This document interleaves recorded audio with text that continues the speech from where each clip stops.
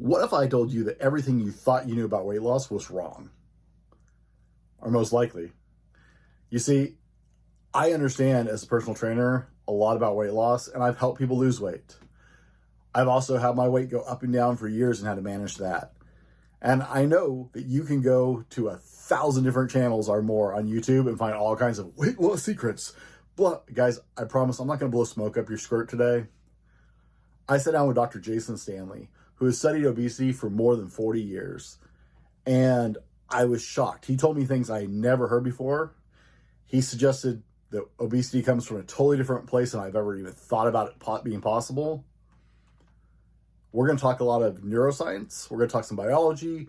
We're going to talk a whole lot of science. So if you need to pause, because there's going to be a lot for you to process today in this episode of the Fallible Man podcast, I invite you to listen for a little while, pause, think about it, come back, because there is a lot, guys. I'm not going to lie. I got 90 solid minutes for you guys.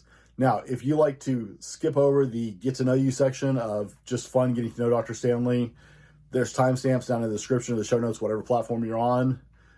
But guys, lace it up, because I promise Dr. Stanley is going to share things with you that you've probably never heard in your life about why you may struggle with your weight going up and down and keeping off that weight. Check out this thought from Dr. Stanley, and let's get into it. Weight loss is a symptom, and don't beat yourself up. It's not your fault. It's something that's hardwired into your brain. And so if you can't beat this monster, don't beat yourself up. It's not your fault. It's just understand and believe it, that it is hardwired, and you're not flawed. You're not somehow bad or wrong or immoral or any of the things that comes with the condemnation of being even morbidly obese. Now, look, let's be fair and honest here. Some people are slovenly. Some people do just use it as an excuse. But if you have tried and worked hard and actually lost the weight and gained it back, that was not your fault. Here's the million-dollar question. How do men like us reach our full potential, growing to the men we dream of becoming while taking care of our responsibilities, working, living, being good husbands, fathers, and still take care of ourselves? Well, that's the big question, and in this podcast, we'll help you with those answers and more. My name is Brent, and welcome to the Fallible Man Podcast. Welcome to the Fallible Man Podcast, your home for all things man, husband, and father. Big shout out to Fallible Nation. Those are our longtime listeners, and we'd love to have you be a part of that. A warm welcome to our first-time listeners. Hey, there's a lot out there fighting for your attention these days, so thanks for checking us out. We really do appreciate you giving us a chance, and we hope you enjoy the show. Be sure and connect with me at the Fallible Man on Instagram or any other social media. Let me know. Tell me what you thought of the show. I'd love to hear your opinion, and if you really enjoy it, share it with a friend, someone who needed to hear the show, or leave us a review on Apple Podcasts. That helps us reach more people. My name is Brent, and today my special guest is Jason Stanley. Jason, welcome to the Fallible Man Podcast. Thank you so much, Brent. Glad to be here. Now, Jason, we're going to start out nice and light today. How's your trivia skills? Poor. Oh, good. Technically, they're piss poor. One of these days, I'm going to be like, someone's going to jump on and be like, I'm the trivia master. I'm like, I always lose. Which is the highest grossing Broadway show of all time? Is it A, The Lion King, B, Wicked, C, Kinky Boots, D, Hamilton, or E, Phantom of the Opera? Phantom of the Opera. Okay. Now, guys, you know the rules. Don't cheat. Don't jump ahead. Don't look it up. Make your guess. And for God's sake, don't write it down if you're driving. That's a really dumb idea. Now, Jason, I don't do big introductions because that just confuses people and turns them off. Today, in this moment, who is Jason Stanley in your own words? Oh, golly. I'm red pill guy. As we just said a minute ago, I'm old. I'm 74 years old, and I still don't know what I'm going to be when I grow up. But in this moment right now, I am deeply involved in a lifelong pursuit that's been kind of a hopscotch thing, but I'm researching obesity and running a clinical trial on that. So I guess if I had to put a title, although I don't deserve it educationally, it would be that I'm a researcher, a research scientist. I'm researching this from a social science perspective that has bled into the biological sciences. But I'm not a biologist, and I'm not a medical doctor. In fact, I'm not a medical anything. So, but I am a research scientist, and that would be the number one thing that kind of identifies me today. I'm living in the Philippines, having a great time. So you live in the Philippines? Yes, I do. Yeah. Wow. Okay. So what led you there? Being a divorced man in 5 years ago, and I had been married for 37 years. Wonderful woman.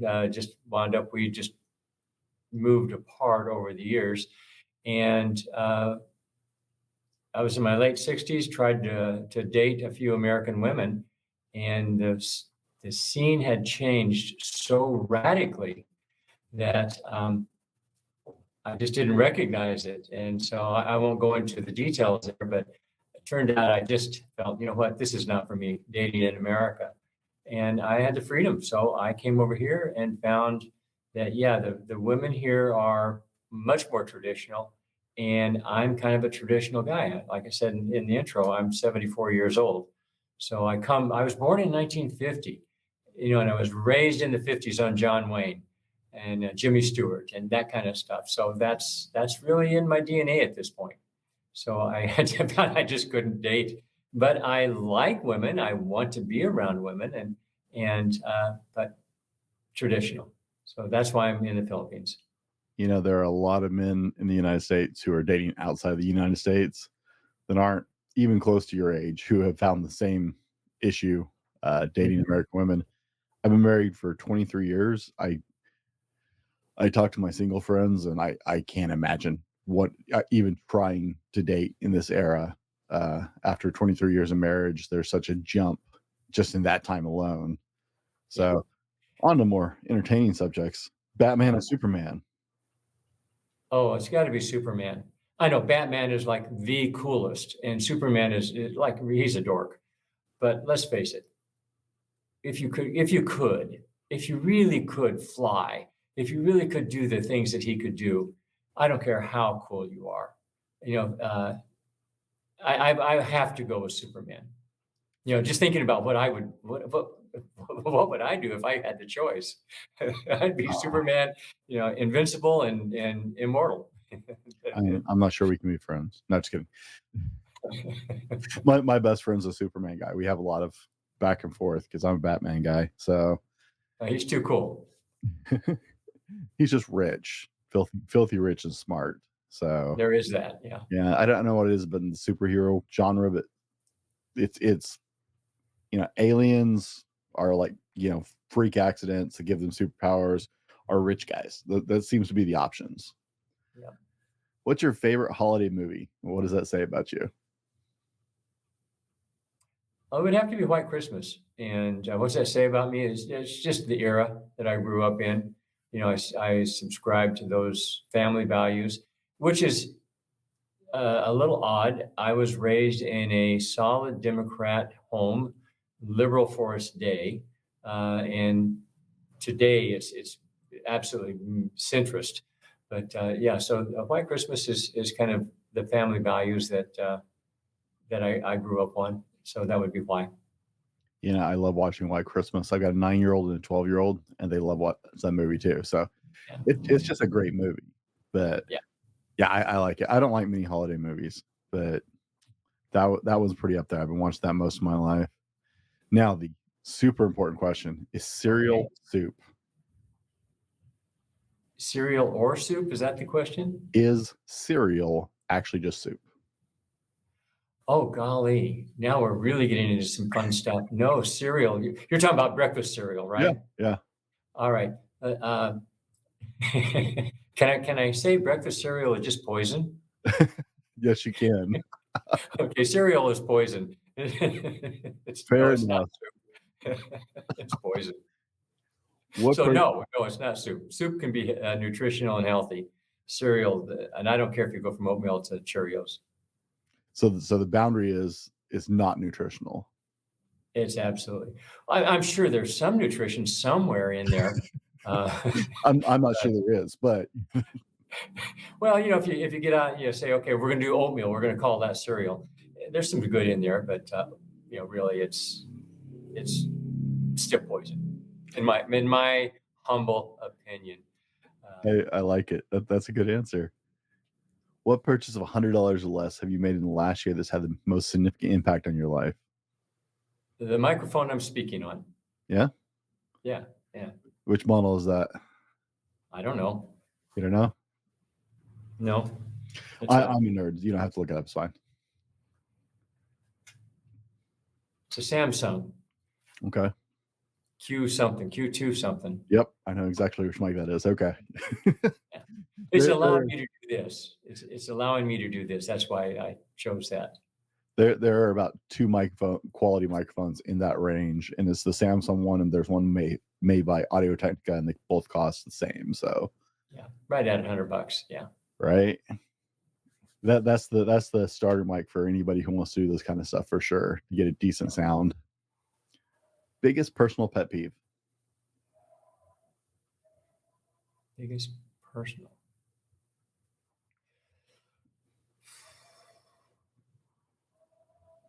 God, I don't know that I have one. I'm sorry for the audience. I'm stumped. Oh, okay. I've got one. Yeah, it just came to me. As I mentioned, I'm in the Philippines, and the Philippines has its own culture. As you go anywhere in the world, they have their own culture. And what just drives me batty is when I'm talking to an American or any Westerner, Canadian, whatever, and they start ragging on the Philippine culture, especially the driving. Oh my God. And they're just carrying on and on and on about how there are the people don't drive right and they drive wrong. And then this, well, hang on. I live in a little village right outside of Dumaguete, and Dumaguete is basically like the county seat for the island. It's a good sized island. I don't know what the population is, but there's like 3 major hospitals, 4 or 5 universities, and a half a dozen colleges here. So that gives you a sense for the size of the town. Yeah, it's a good sized town. Yeah, it is pretty good size. And, you have morning rush hour, evening at rush hour, all the things you'd have. Oh, but except there's not a single traffic light in the entire city. Hang on, there's not a single stop sign in the entire city. And traffic works. It just works. But everybody whines and complains and carries on as if they had some God-given right because they're the right way of doing it. Shut up. We can't even agree from first world nations about what side of the street to drive on. So what do we know, right? Yeah, exactly. Right. I found when you start dealing with different cultures, you get anybody outside of, let me rephrase that, you get Westerners generally outside of their comfort culture, and the assumption is everybody else is wrong. That's why people don't like us as tourists. It's just fact. Exactly. Yeah. What is the worst song ever made? The worst song that actually made it big was Jeremiah Was a Bullfrog. The original or the remake? The original. I go back far enough to that. What are they talking about? Oh, I love questions like this because it's just so personal, right? Yeah. My brain automatically goes to "Don't worry, be happy." Okay. Just for the earwig value, like once it's there, you're stuck with it. It sure is. Yeah. Ever. Jeremiah Was Bullfrog the vocal was impressive. Yeah, the song is pointless for sure. Yeah. Pointless. Yeah. All right, I love it. Guys, we've been getting to know Jason just a little bit, see who he is, what he's about, and how he ticks. In this part of the show, we're going to dive into the obesity epidemic and why it's a men's issue. Now, gentlemen, full disclaimer, I actually hate this subject because there's so much information out there, but nobody's getting skinnier. We're all still a little too heavy, or a lot too heavy in some cases.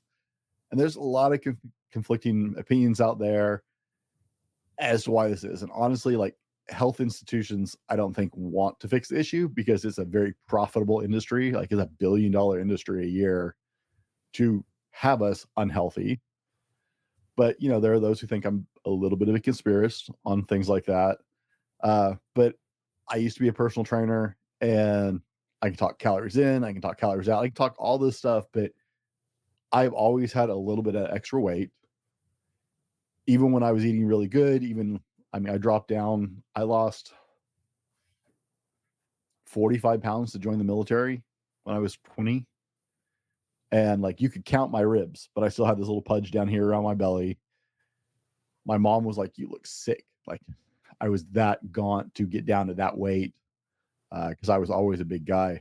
So this has always been like kind of a like weird and uncomfortable subject. And I think a lot of people feel that because there's just everywhere you look, right? There's a diet, there's a fad, there's do this, exercise this, right?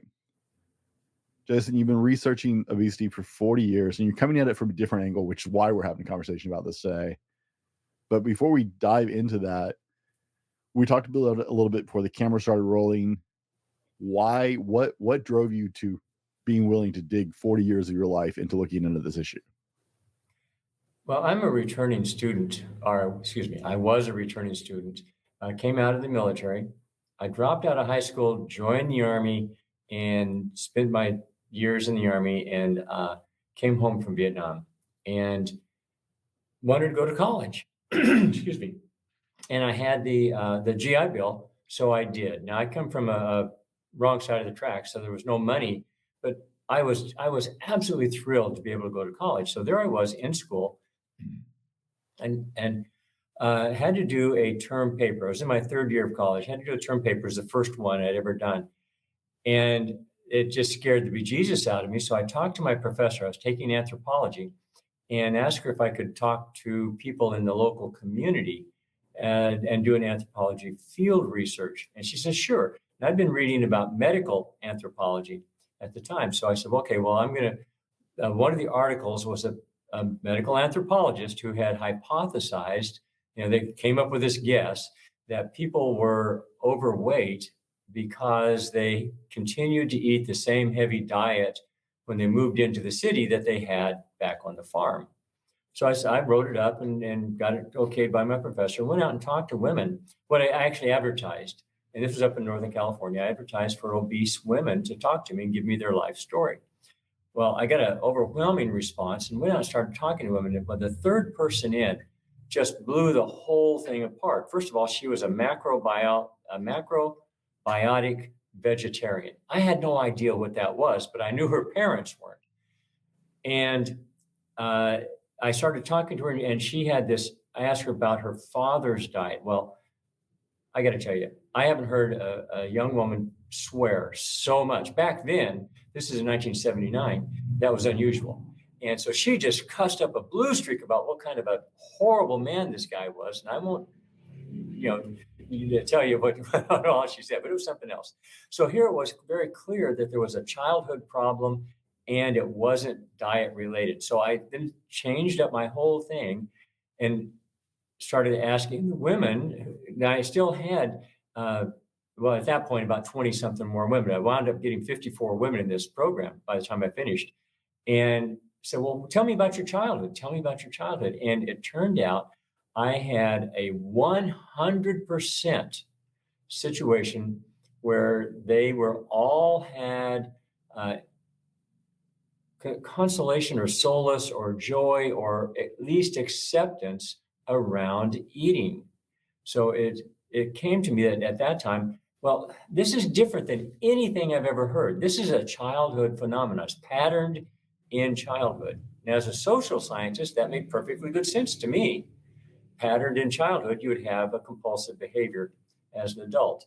But I went into I was in the anthropology department and went over to the psych department, in the college, and said, hey, what can we do about here? Because I think we need to repattern the subconscious mind. And they basically laughed at me, said, well, no, when you finish adolescence, the brain is a brick. There's no changing the brain. It's done. So I put it away, and that was in 1980. Move fast forward about 20 years, and things are changing. People are talking about reparenting yourself and talking about changing your subconscious and doing different things. And there was a lot of forgiveness work going on, forgiving your past, forgiving your parents, etc. So I got hair and decided, hey, let's put this together. And I did a lot of work with forgiveness work and the process of forgiving. And, this makes sense. And I was in a church at the time, and we did a lot of groups with forgiveness work, and it actually worked. People changed their lives. So I said, okay, I can put this into the obesity thing, repatterning this subconscious mind. And so I wrote the books, 250 pages, it's a real book, and then did the clinical trial. What an idiot, because it failed. It didn't work. It absolutely did not work. But yeah, what got me started back in the day was that I found against all of my hypotheses didn't work about the diet and lifestyle and all that. It just, none of that worked. It was all tied to childhood. Since then, I've interviewed over 1,000 people with these long depth lifetime interviews. And I can tell you without any feelings of that's not quite, no, it's true. It's absolutely true. 100% of the people who I have interviewed have this situation. Now, it's not stress. It's real easy to think, oh, they have a stressed childhood. No, it isn't. About half of the people who are obese had a highly stressed childhood. And that's not my research. That's other research that we can point to. That's well known and well documented. But that means about a half the people had a normal, healthy, happy childhood.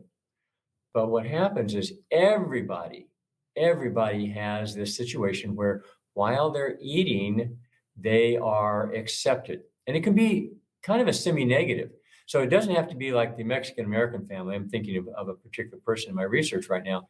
She was the middle of 7 kids and come home from school. Everything was fun and games and joy at the table. Now, before that, she was at school and what school is for a 7-year-old. It's like, don't call on me, please. Don't call on, the teacher, because I don't, I'd be nervous and scared. And then after dinner, it was chores and cleaning up and homework, etc. So dinner time for her was the pinnacle of joy. This whole family came together. They just had a great time. That's on one end of the spectrum, but it can be the other end. And we've got people who say their parents were dictators and you had to clean that plate. And if you didn't eat everything, you would sit there with those lima beans for 3 hours until you ate that last lima bean, or you'd even get hit. Now that's the negative. But if you say, okay, I'll eat those lima beans, and what happens to you? Well, you get your little head rubbed and, oh, what a good little eater. You're my little boy, and big smiles. And, or even if it's not even that nice, it's okay, you can go now. So you have done what your parents wanted you to do and you're accepted. Now that's kind of extreme, and it's usually somewhere in between those two. But always, it's a situation where it has to be consistent. You have this acceptance. Most often in America, it's love, but you have this acceptance as a child. Now, if you go back into early childhood development, if we don't get acceptance, we are neurotic as a bug for the rest of our life. Children who are raised by, say, narcissist mothers, they have a lot of trouble because that fear of not being accepted as a child is huge. If you're 3 years old and you're not accepted by your parents, you're going to die. And that's kind of wired into us. So that's what has kept me. And that early thing, I knew I was onto something. I just knew it. And everybody I talked to, I got awards for it at the university, but I couldn't do anything with it. And yeah. Now I'm having an introspective moment here, like just playing meal times through with my kids in my head. Is like, am I doing this to my kids? Okay, so far, guys, if you're not thinking about how you're handling mealtime already in this conversation, you're missing something. Just saying. Go back and listen to that last segment again. Let me speak on that for a real quick minute, because you're talking to the dads now. We're talking to the dads. Okay, when I was a kid, I was born in 1950. So 1955, I was 5 years old, sitting at the table. Not me particularly, but my generation. We had to sit up straight at the table. We had to keep our elbows off the table. We had to eat with a fork the right way. So rather than grabbing it like this, you had to hold it like that. There was manners were required of my generation.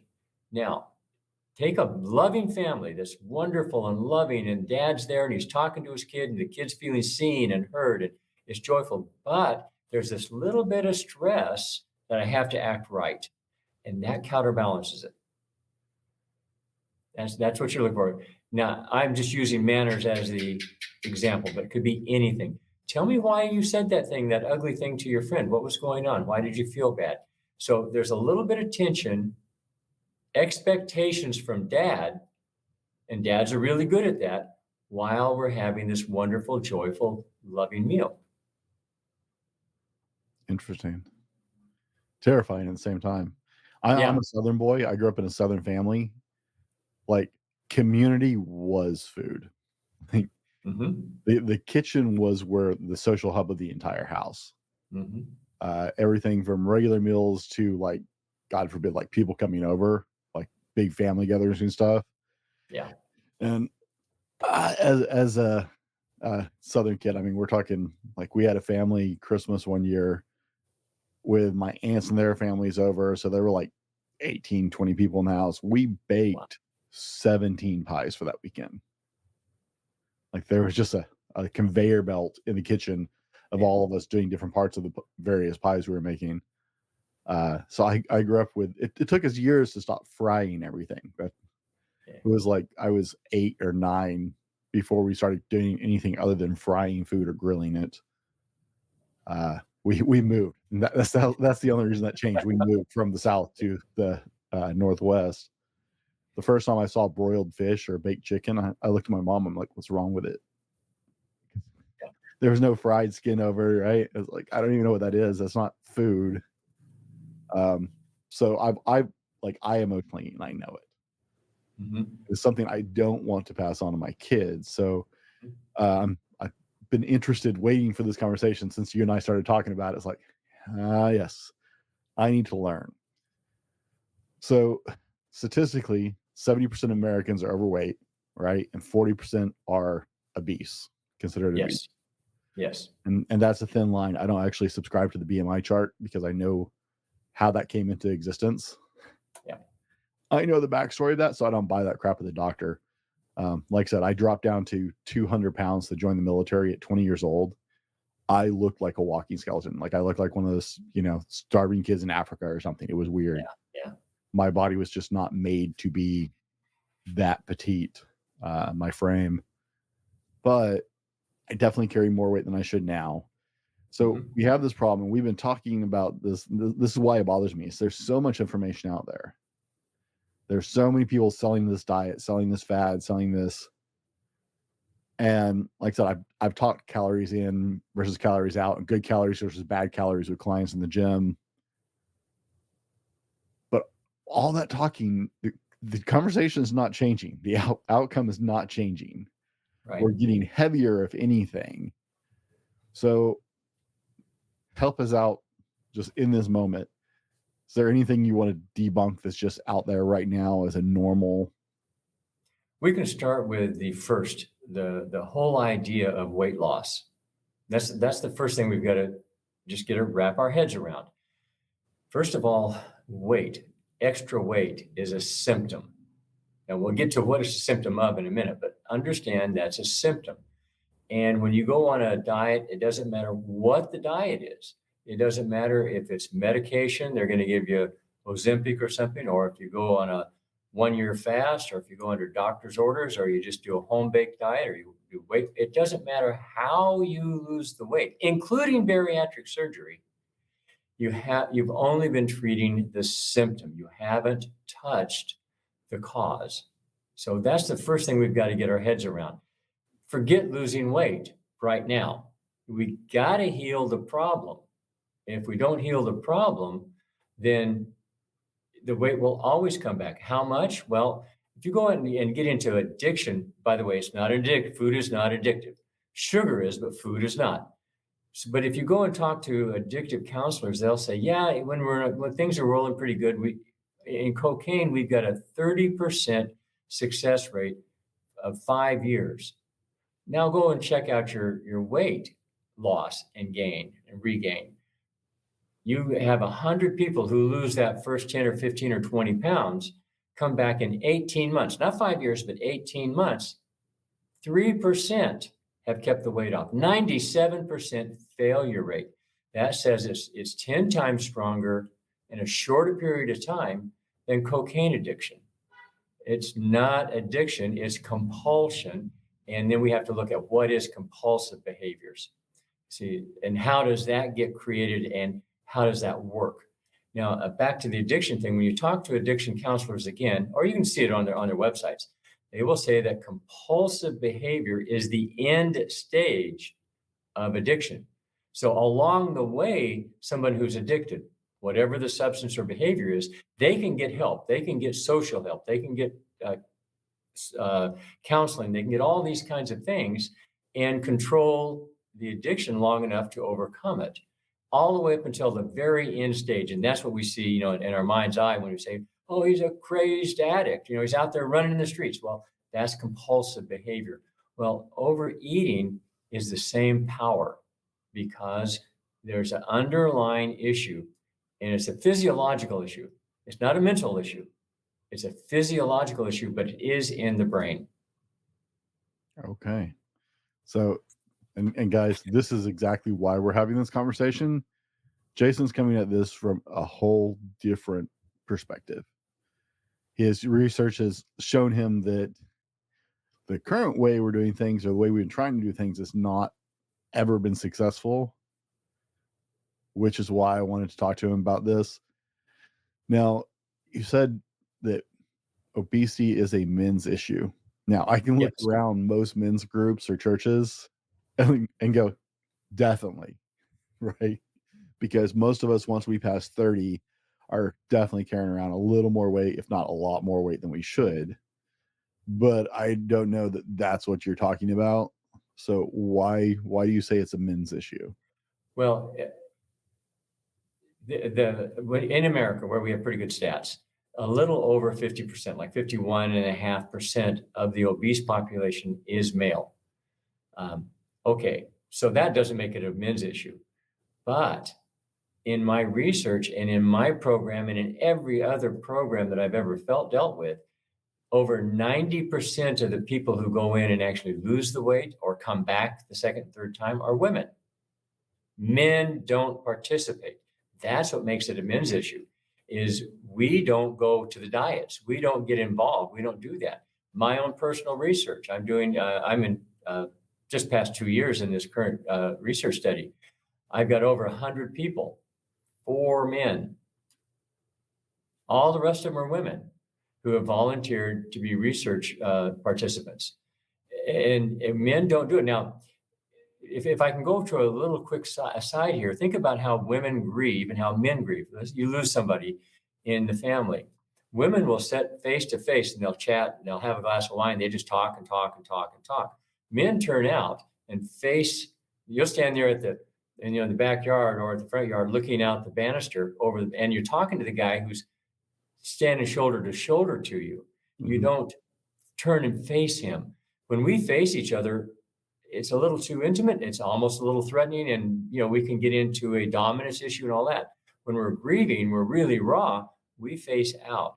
Now, that gives you an insight as to how men deal with things that could be embarrassing, things that could be challenging, things where they have to become vulnerable. And let's face it, most weight programs are run by women, and they're the modern American woman, and they want you to go ahead and cry. But if you do, they're going to disrespect you because you're no longer a real man in their eye. It's a catch-22. So that's why I call it a men's issue. Men need to find a way to get out of that trap.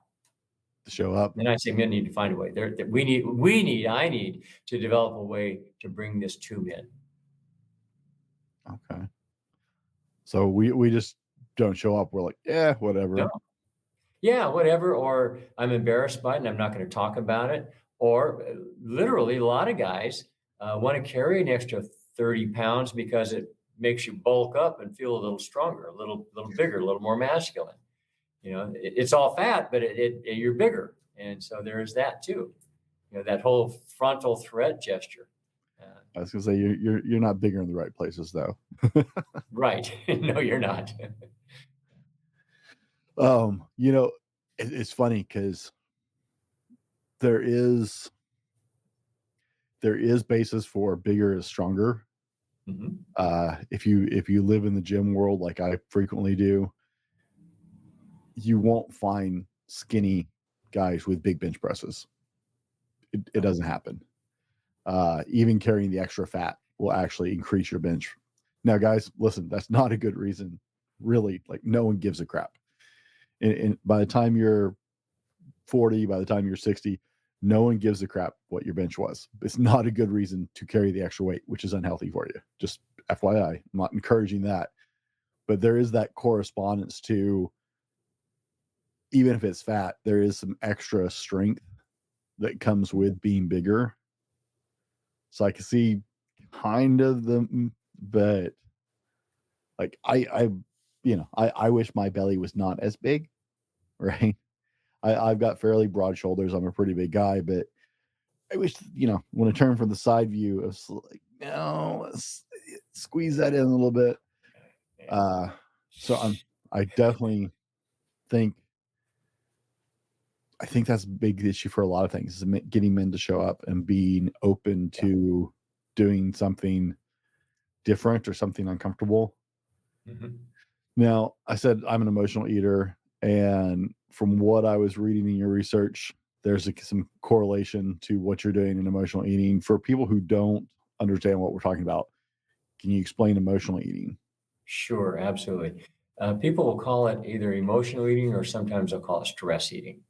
And uh, in the regular day-to-day conversation, let's leave my research aside for a second. What happens is people get stressed and they will overeat. So when emotional, they eat, and you'll also hear people talk about comfort foods. So when they're emotional, they'll eat a comfort food, and it's a relaxing thing that helps them feel comfortable. Now, uh, let's take the other side of that for just a second. There are people when stressed, and you probably know somebody like this, who when they're stressed, they lose their appetite. They can't eat. Now let's talk about the stress for a second. Let's say you've got somebody who's a real emotional stress eater and they get into a wreck, maybe even a bad wreck, and the car goes off on the, towed off, and they're in a cab on the way home. Well, on the way home, they'll stop and get two double cheeseburgers and go home and eat them because they're so stressed out. They're emotionally just, so they're eating. But then tomorrow, they're not back at it. That's crisis or peak stress. That doesn't make someone obese or even really heavy. But somebody goes through an ugly divorce. That's a year long of this deep just grinding stress. It doesn't have to be high level. It's just there and always there. And it's kind of grinding. It wears you down. That's the kind of stress where emotional people who are emotional eaters, gain a lot of weight. It's also the kind of stress where the person who is emotional non-eater, when they're emotional, they lose weight because they lose their appetite. And then there's the third type, and that's the person who is that person we all love to hate. They pretty much eat anything, or they look like they eat anything, and they're what we call a natural eater. Now give me just a second on this one, because what happens there, think of Christmas dinner or Thanksgiving dinner if you're American. And everybody is almost a contest to say how much I ate. And after dinner, you're doing, oh, I had 3 pieces of pumpkin pie while we're sipping our eggnog, which is just nothing but a glass full of calories, right? I mean, and we're all whining or bragging either way. But now watch what happens the next day. Let's say it's a big family, that group of people that showed up for you when you're making those 17 pies, and watch what they're doing. Now, the thin people, come lunchtime, and if everybody's eating together, and say the couple of the ladies got together and made turkey sandwiches and all that stuff, so everybody's eating the same thing, but the thin people have only eaten half their sandwich. They pushed it away, where all the heavy people ate it all and the chips, and munching off the chips of the guy next door. And when you say, well, why didn't you like the sandwich? Wasn't it good? Oh, it was delicious. I'm just too full. I'm full, because they overate last night or yesterday, And now their body, they're listening to the signals that they don't have decades of overriding. They're listening to those signals and they're just full. They're uncomfortably full, so they'll stop. They may even do that for 2 or 3 meals in a row to kind of make up for having overeaten so much at that celebration. Now, we all overeat in celebration times, and we all eat when we're not hungry. A popsicle at the beach with our kids. I'm not hungry, but hey, I'll have a popsicle with the kids because this is fun. But then that same person will tend to push away a little bit, just a couple of bites early at dinner time. So that's the emotional eater. To start off with, that is the emotional eater that when stressed, they eat to feel comfortable. Now, when we dig into this, it's actually to feel safe. But for just our regular conversation, safety is not the issue in our regular conversation, it's comfort. I just feel more comfortable while I'm eating. I can kind of relax and let go and breathe out, kind of that sigh of relief when I'm getting my bowl of spaghetti. Does that answer your question? Yeah. It's a positive feeling. Like I said, I grew up in a family culture where food is the social hub. It's where we talk. It's where we play. Growing up, even as adults, we'd go back to my parents' house and for holidays and stuff, right? Well, we'd start and have big family breakfast, and then we'd sit around the table all day and play cards and play dominoes and drink coffee and then switch to iced tea. And we weren't doing a lot of munching, but like around the table, that is where we all were. And there was always food coming in and out, right? Mm-hmm. We weren't necessarily munching, but we might have a piece of pie part of the way between meal or whatever, right? There was always something available. And this was the time when we were all connected, Mm-hmm. because that's where hospitality is around Mm-hmm. food. And so there was always excessively large amounts of food around. And it was always a positive thing because this is when we're together. This is family to us. This is relaxation to us. So yeah, I definitely get into the emotional eating. I also like to tease people that, part of the dad bod issue is all of us dads are cheap. And I actually order less food if I think about it, like at a restaurant, or if I'm plating my food and I think my kids aren't going to eat their plates, I will try and plate. I don't as often as I should. I tell guys, like, just plate half the food you normally would, because you're going to eat whatever your kids don't, because you don't want to throw it away. Right. I can't count how many desserts and half or quarter plates I've eaten, even when I'm stuffed, because we're out at a restaurant and it's like, I mean, restaurant prices in the US have gotten ridiculous for even, meat like Red Robin type restaurants, right? Medium ground restaurants. I'm like, I paid $25 for that, and they're not reheating that. I guarantee. If that goes home, I'm either going to eat it at home or eat it here. So I like to tease with my wife. Like, that's what the dad bod came from. It's Yeah, just because I'm cheap. Yeah. Well, But the thing is, you nailed it there when you said, I'm sorry, go ahead. finishing off their plates. That's what it was. It's like, Yeah. let me eat that.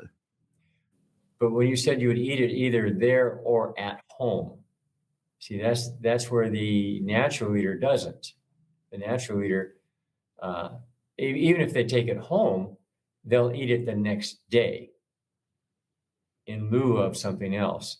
They don't eat it when they get it home. And they don't snack on it. And so it doesn't matter if you eat it there or take it home and then finish it off later on. Hey, there's some of that apple pie in there. I think I'll go have that. That's the emotional eater who's eating anyway, way past full. And you said it, you're so full, but you keep eating. And see, the natural eater doesn't do that. They're so full, they just stop. Even though it's $25, yeah, the money means something, and they'll take the food home, but they won't eat it until they're hungry again. Now, you said normal solutions fail for 97% That's right. in 18 months or less. That's horrifying. Yes. But it definitely explains why the diet industry is thriving. Yes. It's just demoralizing to realize that, right? Now, I was looking at some of your quotes and you say obesity is not lazy or lack of discipline, exercise, metabolism, diet, food addiction, hormones, blah, they have an impact, but none of those are the root cause. That's right. So all these things, like this is what the diet industry thrives around. This is what we're told. It's like, oh, you don't have enough discipline, right? The emotional eater, you don't have enough discipline to say no, or you're just being lazy. You don't exercise enough. Your metabolism is slow. Right? Insulin resistance. These are all the things we hear all the time, but you don't think this is the root cause. We're barking up the wrong tree entirely. Entirely, yes. Now, let's be fair. If somebody has been obese, significantly overweight for 25 or 30 years, and they heal, we're going to get to the healing, but they heal that, all these other things come into play, and they may keep you heavy. You'll still have to somehow lose the weight, because weight loss, or weight retention, as a better term for it, weight retention is very complex once you've been overweight for a couple of decades. But all of those things are only feedback loops in input. They are not the root cause. It's the root cause is, you have to ask the question. You ask me, what is an emotional eater? But then the next question is, why are some people emotional eaters? Why are some people emotionally cannot eat? And why do some people, emotion has nothing to do with their eating, the natural eater? So that's where we get into the real meat of, we're trying to locate now, because there's a lot of information out there about emotional eating, but that's not the root cause. That's an intermediate thing. So that's in the middle. Oh, I'm an emotional eater. Fine, but why are you an emotional eater?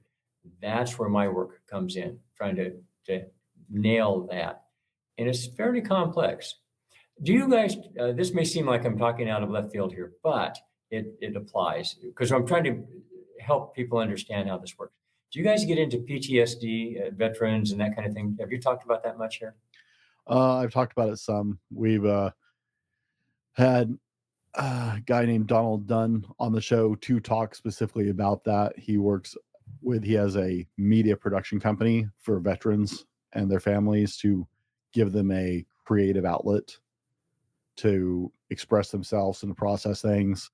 Whether that's like, he's actually just expanded. He has a group that helps writers now, but he also he runs a multi-channel radio station for veterans that plays nothing but veterans music made by veterans with no deals. He helps them do podcasts, stuff like that. So we talked about it some with a couple different veterans I've worked with, but excellent. Most of us don't really understand PTSD. So let's take a look at that from the outside, not the inside, what's going on in the brain, but the outside. When a person is triggered, there's always, they will go to a high level of anxiety, and often they will have a behavior, and that behavior is compulsive. So I mentioned the veterans. I'm personally a Vietnam vet, boots on the ground vet. Well, a lot of guys, and I picked that because it happened 50 years ago. So a lot of guys who have PTSD will, when they get triggered, whatever the trigger is, they will have a behavior. Maybe they start a fight, or they punch out their boss, or they climb on top of the roof with their shotgun and set up there for 48 hours. Now, there's no chance that after 50 years, they don't know that that's illogical. They know it's also dysfunctional. Their wife has left them, their kids won't talk to them, they've lost another job. But when triggered, they can't not do the behavior. So that's compulsive behavior. And what I'm hypothesizing, and I have to say this very clearly, I am hypothesizing this childhood thing. There's no data that supports my research at this point. But when we look at getting into the neural process of PTSD, what we see is in the amygdala, which is a piece of the brain in the, call it the mammalian brain. Sorry, but I'm going to have to go a little technical here. Now, if I ask you, this again is going to seem off base, but if I say, are all of the organs of your digestion the same organ? The same system? They're not the same organ. Same system, but the stomach is not the same thing as the intestine, right? or Right. the esophagus or the mouth. These are all unique organs. Okay, I know it seems crazy, but the reason I say that is when I say, how many brains do you have? Everybody says one. Absolutely not. You have three. You have three brains as unique in their function as your stomach is from its intestines, and as the small intestine is from the large intestine.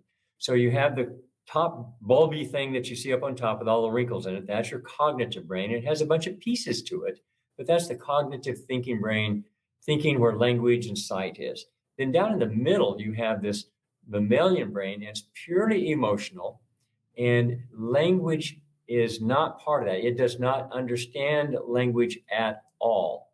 It doesn't Chinese, English, it doesn't care. It speaks no language and language. So all of the talk therapy won't touch that. Then you have the base brain, which is called the reptilian brain, and that's where it's purely responsive: fight, flight, freeze, fawn. That's that whole, what we typically call fight or flight thing. So they're unique brains within this structure. And when you talk to brain guys, which I'm not, but you talk to them, they say, oh, wait a minute. Hey, the eyeball is part of the brain. It's just external, but it is part of the brain. It's not so that gives you a sense of this thing. Well, okay, now I take you there because this middle brain, this middle part that's called the limbic system, there are neurons in there in the amygdala. You've got the hypothalamus, the amygdala, and a whole bunch of other little pieces. Well, in this one area, what happens is you've got neurons, which are nerves, and we've all seen pictures of these little thready looking things with a bulb on the end, kind of like my arm, and it's just got the bulb, and the electricity shoots it down, and a molecule jumps from one side to the other, and it soaks in, goes inside, and goes on down, and repeat. Well, you don't have neurons for a thought or a way of thinking. Your neurons are naive. They will take any kind of thought that comes through, except under certain circumstances. And what happens is that part of the neuron, think of it like the palm of your hand. It's just a smooth surface. And when that molecule lands on there, it won't go in unless a door is created for it. So in the chemistry of your brain, it creates a little opening, and that goes in, and then it goes on, shoots on down. At the same time, that little opening closes, and it gets the chemicals that create it get sucked back inside that little tiny neuron, and it closes up, and it's waiting for the next thought. So it's a naive. But when you have PTSD, which is this high stress situation, these little portals get welded in. It's called an AMPR receptor for anybody who's real geeky. And what happens is the proteins, then you get little proteins around it, and they hold it on, and it's there permanently for life. Back to our veteran who gets triggered. He knows he's been getting up on that roof for 50 years with a shotgun, and he knows it's illogical. He knows it's crazy. He knows that it's going to cost him. He's going to lose another job because he doesn't show up for work for 2 days, but he can't not do it. That's compulsion. My hypothesis is that the ability for the brain to create PTSD in the adult is a holdover from the natural ability for the brain to create this compulsive behavior in childhood as a normal, natural, highly functional process of the brain. We're looking at it from the thing of I'm overweight or obese. Well, how can this compulsion be normal and healthy? It's not. But if you go back to hunter-gatherers, which we were for hundreds of thousands of years, if you were a compulsive hunter, that was a good thing. You get snowed in if you're in the Northwest, and you got 15 feet of snow, but you're compulsive because you've been snowed in for 6 weeks, and you're going to burrow out and go hunt something. Or if you're in the middle of the outback in Australia where you have droughts, you're going to go on that run. You're going to go out there and go until you find a kangaroo to kill. And because you're compulsive about it.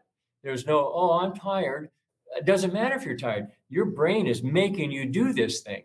And so hunter-gatherers populated the world because they had adult compulsions that were created during childhood. Well, mom, the Iroquois Indian, told her little boy, hey, you start shooting the mice because the mice come in and they piddle and they poo on our food in the wintertime.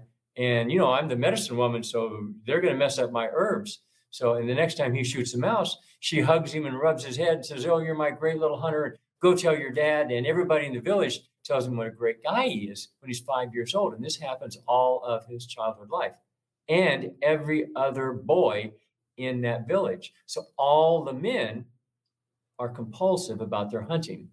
They have to get out and hunt. Now, if they're not stressed, that compulsion isn't particularly activated. That's the emotional part.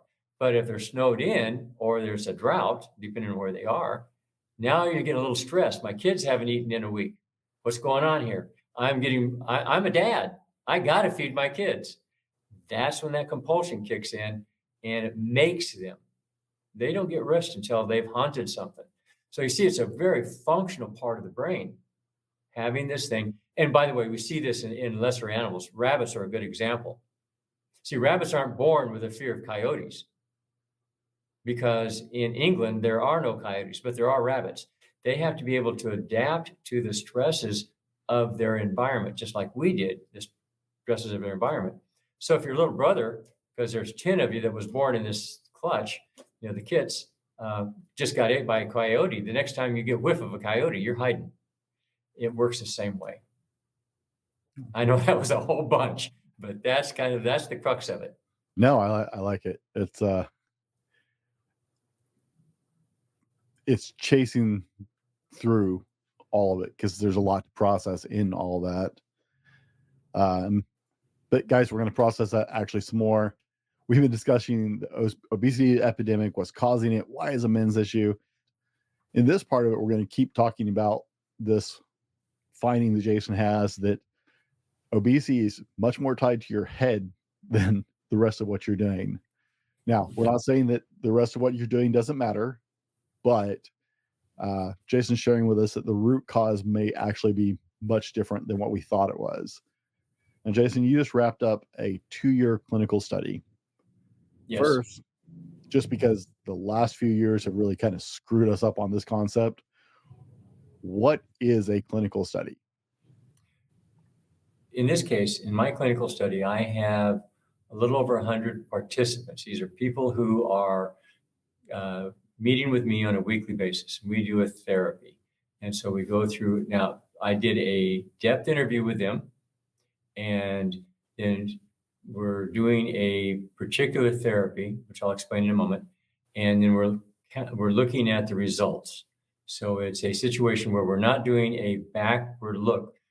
In the diet world or the nutritional world, which is horrible, they often will say, well, what did you have to eat this last year? The nurses study, which is one of the biggest quoted studies in America in nutrition, that's literally what they will say. They send these questionnaires out to the women. There's like some thousands of women that are nurses, I should say, nurses who are in this thing. And that's literally the thing. How many vegetables do you eat on a daily average for the last year? Well, I should eat a lot of vegetables, so I eat a lot. It's ridiculous. So that's a retrospective type of a study. That's not what I'm doing. I'm taking people, we are doing a very specific therapy and looking at the results. So that's what we're doing in a clinical trial. And then the results are telling us where to go. And we can let go of how bad the results are in some of the other areas in the last few years. But that's a true clinical trial is where you have participants who are participants who, in my case, volunteers, and they go through a particular protocol, whether it's a biological protocol or a sociological protocol, or in my case, a brain protocol. And then there is or is not a result. Okay. There are a lot of people like myself who are, I'm about done with trust the science. Yeah. So The last few years have definitely made us all skeptics. So I wanted some clarity on what exactly you're doing. So just so that way it puts that to rest for anybody. Like he's doing actual research here with an actual trial. This isn't like I read this paper and this and that. Yeah, and these are my results. Nope. I get real people. As I said earlier, over 100 people. And by the way, it's I'm not wrapping it up. I'm close to wrapping it up. I'm going to, because the average person in the program, they run for roughly 6 months in the weekly meetings. And then there's an additional 4 months of monthly meetings, and then an additional 2 years of email follow-up. So this is ongoing, and it's been group by group by group. So I've had cohorts. Most of the cohorts are roughly around 25 people. And the last cohort is about 3 months in, about 12, 14 weeks in. So this is the last group. The study is closed. I can't bring any more people in, but that's where we stand. So it'll be 2.5 years before I'm actually finished with the weekly, and I'll still have people on the monthly for quite a while. Yeah. That's way more credible to me, right?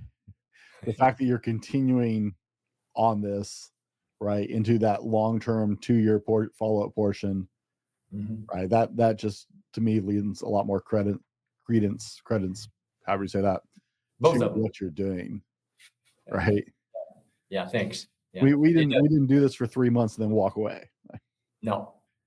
For the 60 I did that in one of my clinical trials, because this is the third major clinical trial. And on the first two, after a couple of months, I walked away because they were failing. I had absolute failure. Once you're there, you say, okay, this isn't working, stop. But this one is working. So, yeah. Okay. Now, before we took a break, you were taking us down into the brain, and your hypothesis is that this is imprinted over from our childhood into our brain. Yes. Can you explain this? We've talked about how the brain works, where it's at, and you related it into PTSD. Yes. How does that translate into what your hypothesis is? Okay. Now, when we talked about PTSD, I talked about the neural network, the neuron, which is which when you have a thought, you have a molecule that goes down the neuron. So let me put my hand up here, and think of this as the neuron, and this inside, there's a molecule going down the inside of that, and it's getting pushed by electricity. When it comes to the end, there's another neuron on the other side, and that molecule has to get zapped across to the other side. And then when it lands on the other side, it gets sucked in.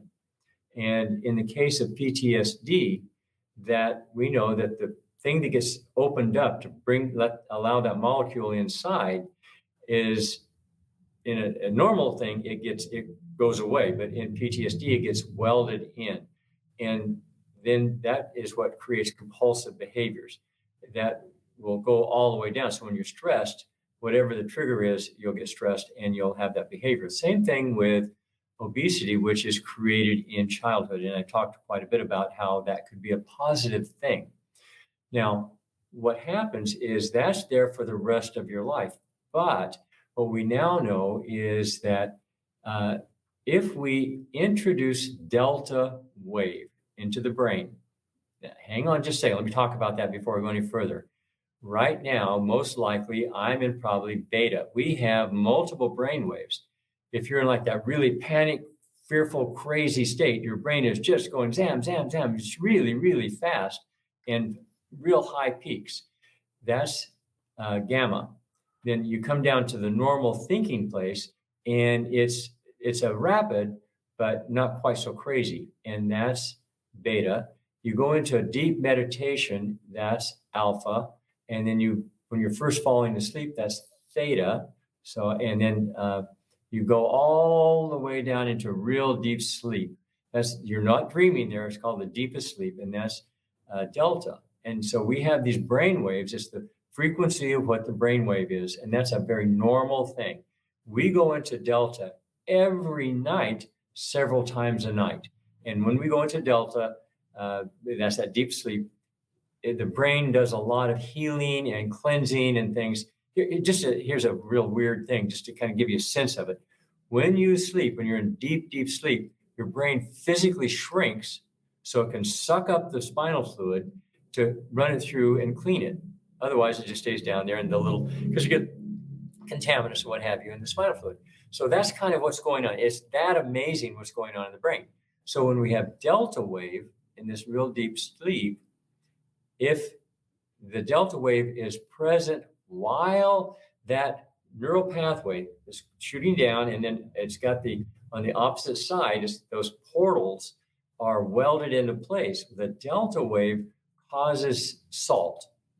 It's a very special kind or specific kind of salt, but basically a salt to come up out of the soup that's inside the nerve, and then it dissolves those proteins that are holding that portal in, and then the portal goes back away, either goes out into the brain or back inside the neuron, and now your neurons are back to the naive state, like most of your brain is.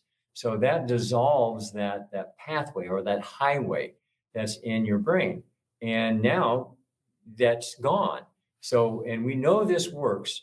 There are two types of therapies that work real well with PTSD. One is called EMDR. I don't practice it. And the other one is havening, like safe haven. And that's kind of a street name because it's actually called neural depotentiation. Well, who wants to talk about that? But so EMDR is recognized by the American Psychiatric Association. Now, what happens in that is you get these blinking lights. And so one light blinks and you'll look at it, but you don't turn your head. You hold your head still and turn your eyes. And your eyes go back and forth, back and forth, back and forth while your head is being still. And that creates delta wave. Strange, but it does. Yeah, and this is not woo-woo. This is not, this is real science, okay?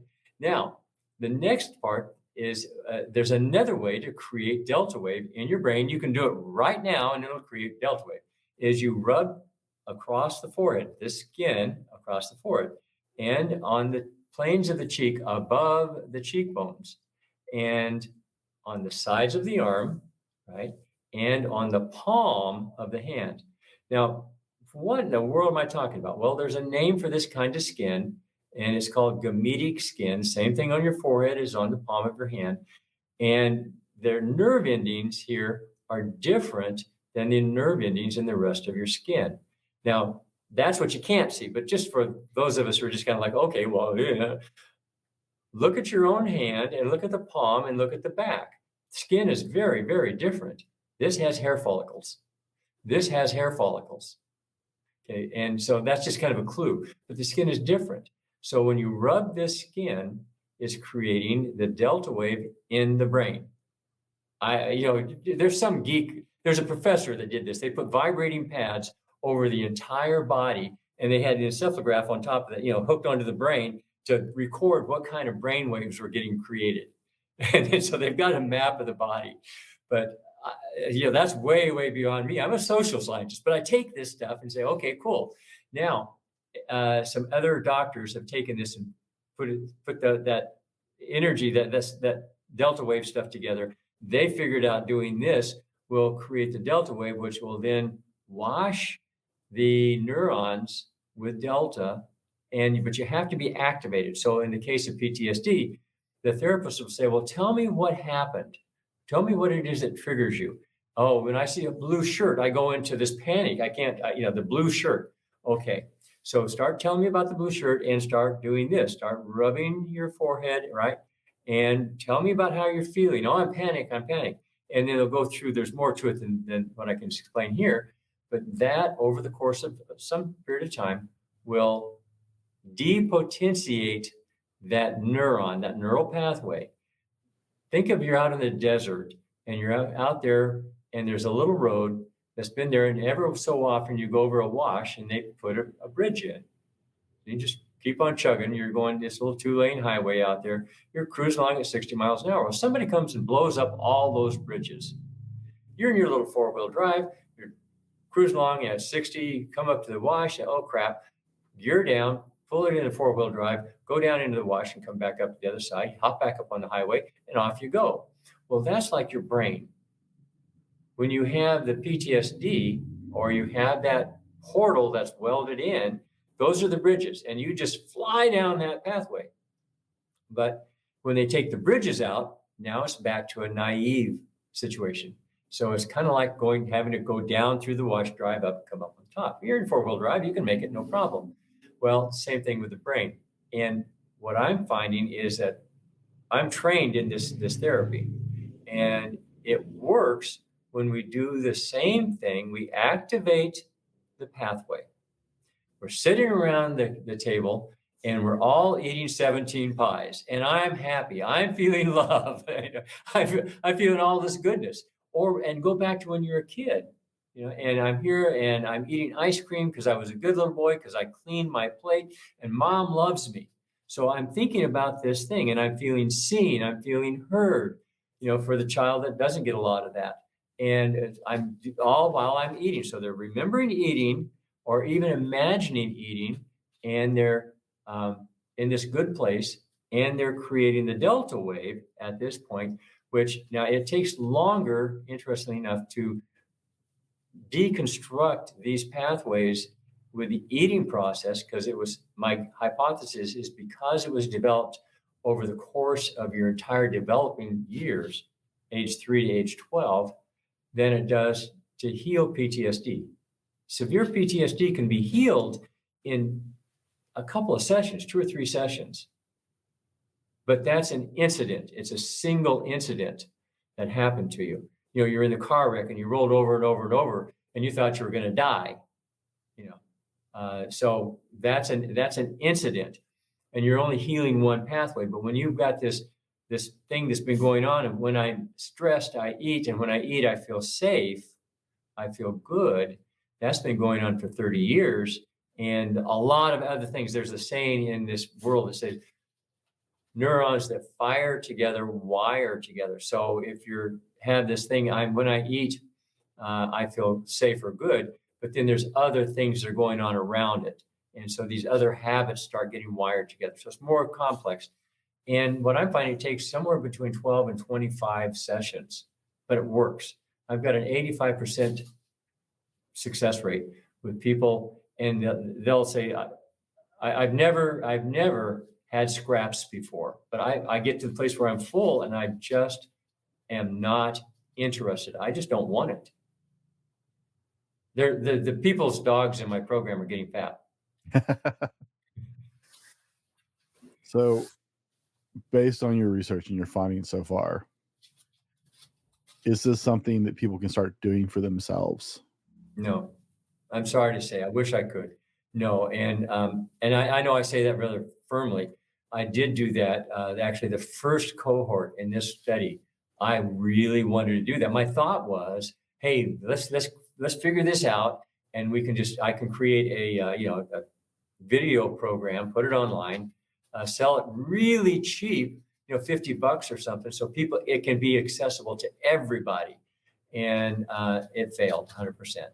You have to have somebody who's like a counselor, somebody who, not so much that they're trained in the behavioring process, that's fairly simple, but they have to be a counselor so they can talk to you about what are the things that you're not aware of. I had a woman in my study, just to give you a kind of a quick example. I had a woman in my study who we were in 3 or 4 months into it. And for the first time, she said, oh, well, we were having coffee and cake. And I said, well, what's that? She said, well, every day after school, Mom, we would sit at the counter in the kitchen and we would have coffee and cake. And we've been doing this every day since I was a little girl. And this was the only time I could be naughty, because it was kind of naughty to have coffee and cake. And she had a very strict home. 3 months into it, before this came out. And people are very, very blind. And I say people, I'm talking about myself here. We are all blind to the things we sometimes do. So you need a counselor, unfortunately, to work with you and kind of help you see what it is. And, I can't tell you how many times I've talked to men who won't. Here's one. I talked to a guy today, and I was having this conversation, right? And we didn't talk about this earlier, but bariatric surgery that has an enormous failure rate. Almost 100% of people who have bariatric surgery lose all the weight they were after. They lose that 150 pounds. Okay, so it's 99.99. And that weird one that doesn't probably died on the table from some kind of infection. It's really, really effective. Mhm. Yet, 5 years later, over half of them have this. They're heavier than they were when they had the surgery. Now, here's the deal. If you hold your own fist up and look at it and say, okay, that fist is about the size of my stomach. Well, I was telling this to a guy, and I said, well, here, just look at your own fist. He wouldn't do it. He wouldn't just look at his own fist. He would look at mine all day long, but he wouldn't just ball up his fist and look at it. And why don't men want to do that in public? I don't know, but we don't. We don't want to. But the rest of the story on that is now with the bariatric surgery, if you stick your thumb up, that's what the size of your new stomach is.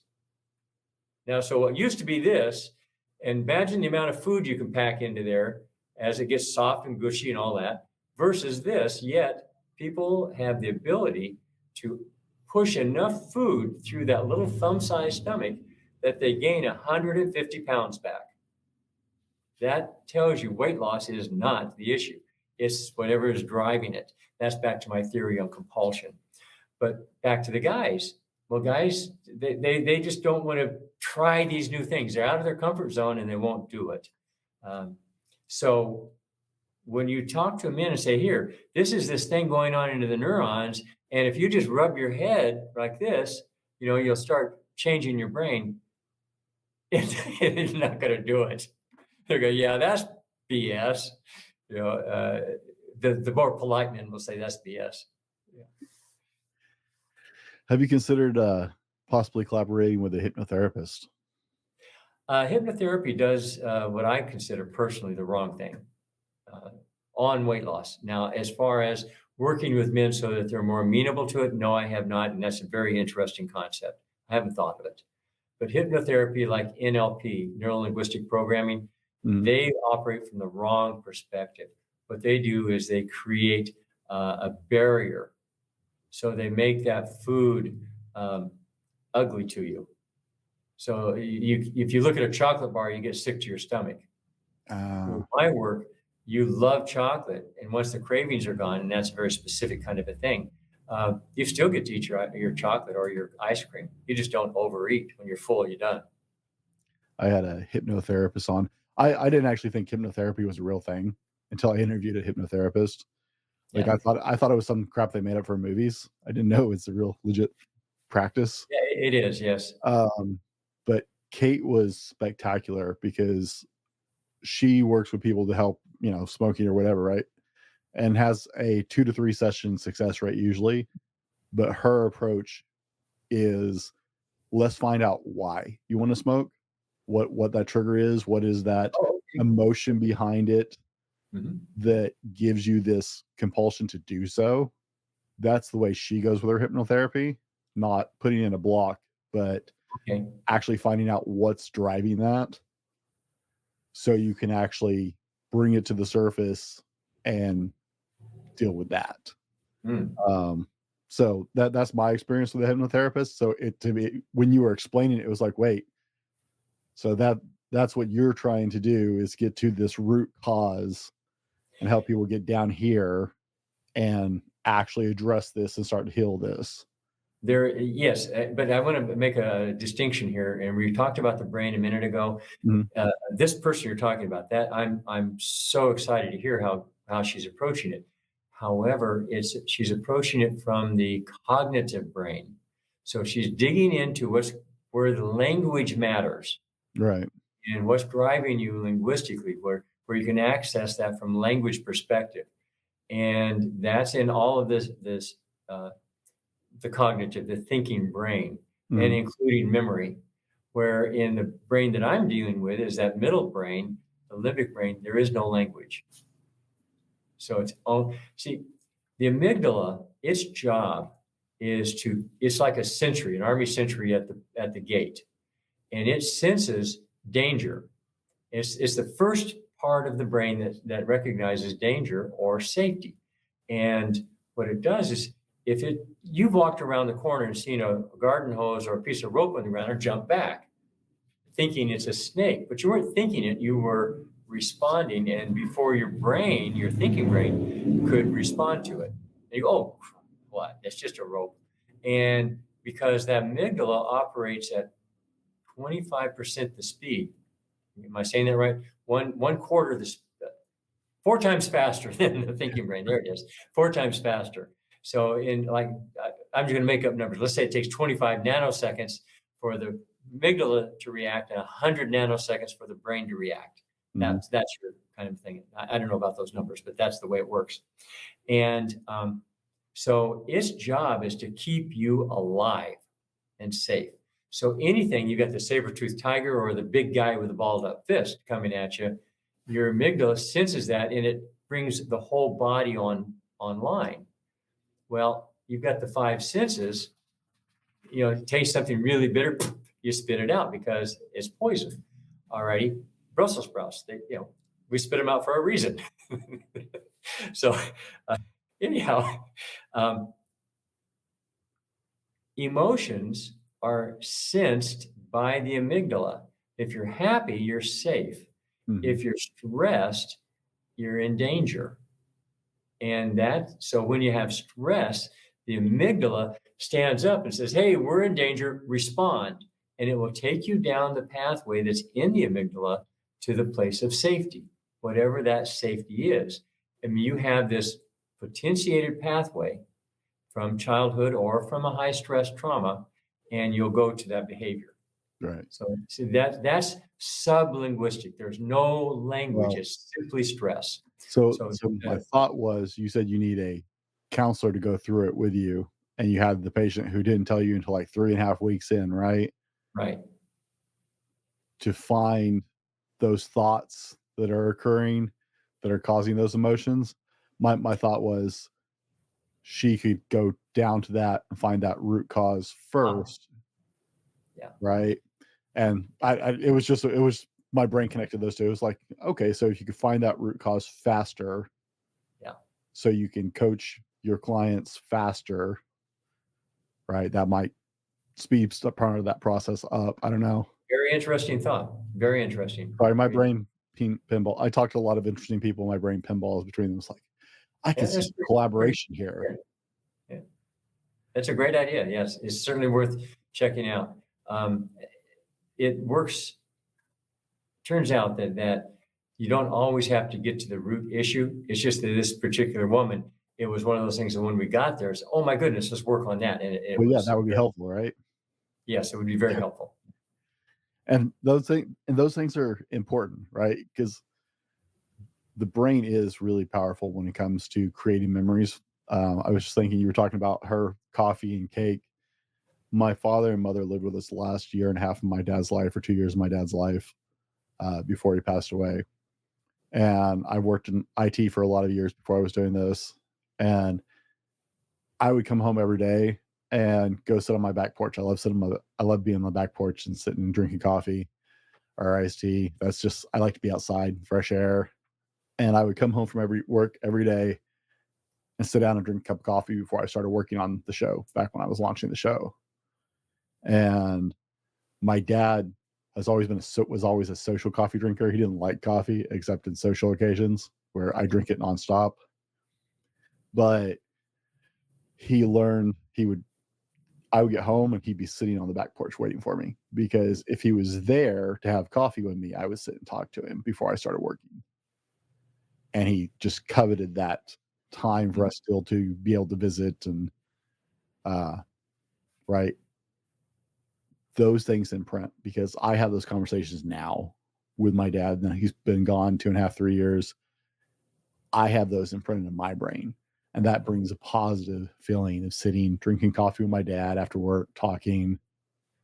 And so I can see how that would start to draw really, really powerful connections, right? The same things that create really deep good and bad memories, accessing those so you know what you're dealing with could be interesting. Jason, I'm incredibly interested to follow your progress on this. I think you're onto something, because obviously we haven't been fixing things right for a long time. And like I said, I don't actually believe they want to fix this issue. There's too much money involved. It's a bucket of money. Yeah, a big bucket of money. And you mentioned $1 billion. No, it's closer to 10 billion a year. Yeah. Yeah. I won't even pretend to guesstimate the value of that kind of market. I know it's my brain actually can't conceptualize $10 billion, and I don't think most people can. I can't. Just jumping from 1 million, 100 million to 1 billion, like that, phenomenal. I saw someone illustrate that once, like on a video, and it was beyond comprehension, that jump from 1 million to 1 billion. So, Jason, what is next for you? You're obviously continuing your study. Is this something that we're going to see you're going to be able to offer? You're going to be able to train people in? Yes. Yeah, absolutely. In June, which is coming up real soon, I'm going to be at the annual Havening convention. Havening, as I say, that's the therapy that I use. And I'm delivering a paper on this research. And this is my first time out in the Havening community. So I'm doing a professional paper on that. I'm building a brand new website. It should be done before this podcast is released. The new website will be up. There will be a primer of my book that will be on that, and it's free. It's absolutely free. And it's the first 5 chapters out of the book. So just come in, sign up, take the book, go home with it. I am writing the book. And for those of you who've ever written a book, you're kind of smirking. And those of you who don't, you have no idea how much work it is. I've written 11 books, so I know what I'm in for. And I am writing the book, and that will be coming out sometime probably end of the year. I wish it was sooner, but it isn't. And because of the training that it requires, I'm putting together a full training program, and it will be, just because of the complexity of it, it will only be available to people who have certified havening training. But now the value of that, or the significance of that, is that, first of all, havening, while not a common household name, is worldwide. And so there's people all over America, all over Europe, et cetera, that are already certified. And it's not really difficult to get certified. If this is something that says, hey, somebody, wow, this sings to me, and I would love to be able to help people. For those few people who want to do that, they can go to havening.org and find out how to get certified. It's not hard. If you got a year of college, you've done as much work as it would take to do this. It's kind of like the trade school versus the university. And you go through trade school and you make a bucket of money, and you go through university and you pay off a whole bunch of bills. It's that kind of an analogy. Anyway, so that's what I'm doing. I'm creating the training program for people who are certified Haveners. It will be available again about the same time the book is out. But the new website will be up in another week or so. So the same name, different new website? This comes out. Pardon? Same name, different website?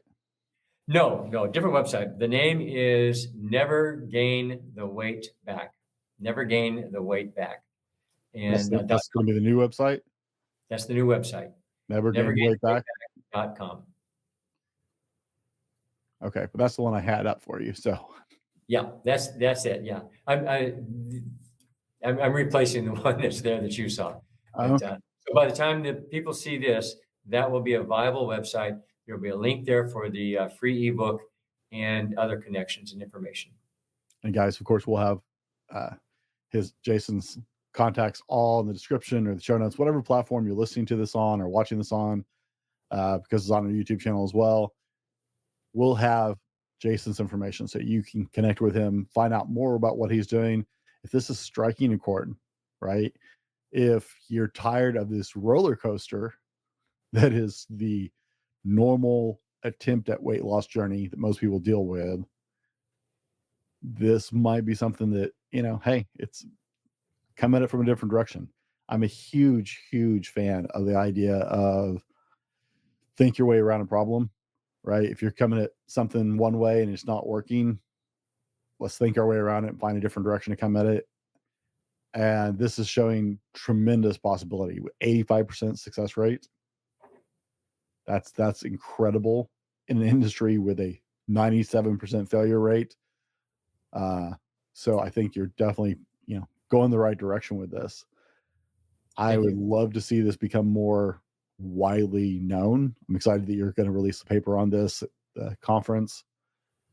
Now I'm thinking, how do we get this down into more people, right? I love that you wanted to release a video or course at a low cost and make this available to people. I think that will be the next hurdle, is how do you get trained practitioners to keep costs at a reasonable level so you can reach more people with this. Jason, I know you're super concerned about what the highest grossing Broadway show of all time was. Actually, I've been thinking about it. I actually have been thinking about it. Wonder what it is. I was hoping you were going to tell me. You said the Phantom of the Opera, which would totally make sense because it is the longest running Broadway show in history, continuously running Broadway show. They actually closed it last year. I was very upset about that. I've seen the traveling production of Phantom several times, but never been to New York for that. They finally took it off Broadway for the first time in who knows how long. The Lion King actually is the highest grossing Broadway show of all time. Okay. Hamilton's on track, but it's still a young enough show. It hasn't been around the length of the Lion King. It's just proof people have no taste. Phantom of the Opera is way better than Lion King. That was why I was wincing. Right? Yeah. I could have lived with Wicked. Wicked was pretty good, but the Lion King now. No. Proof people have poor taste. Yes. Jason. Well, thank you. But Superman. We've talked a lot of science. We've talked a lot of knowledge today.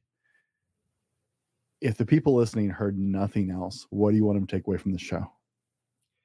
Weight loss is a symptom, and don't beat yourself up. It's not your fault.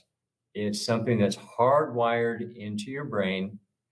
And so if you can't beat this monster, don't beat yourself up. It's not your fault. It's just understand and believe it, that it is hardwired and you're not flawed. You're not somehow bad or wrong or immoral or any of the things that comes with the condemnation of being even morbidly obese. Now, look, let's be fair and honest here. Some people are slovenly. Some people do just use it as an excuse. But if you have tried and worked hard and actually lost the weight and gained it back, that was not your fault.